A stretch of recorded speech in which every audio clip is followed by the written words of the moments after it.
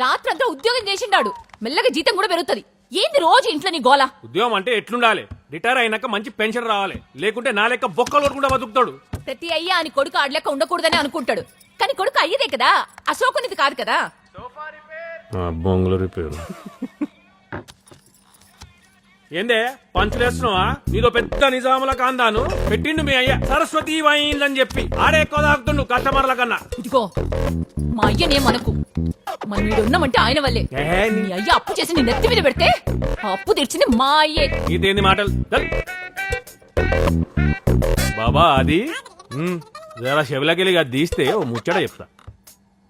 నేను బోటుగాడినే, నాకు 20,000 ఉన్నప్పుడు నీ లెక్కనే అవులాగా లెక్క తిరుగుతుండే. కానీ జిందగీ మొత్తం గట్లా నడవదు. మెల్ల మెల్ల ఉన్నా అంటే చల్లగా వీక్తా. చెప్పేది నువ్వు 6 నెలలు టైం ఇస్తున్నా, చక్కగా ఉద్యోగం తెచ్చుకో, లేకుంటే షాప్లో కూర్చోబెట్టి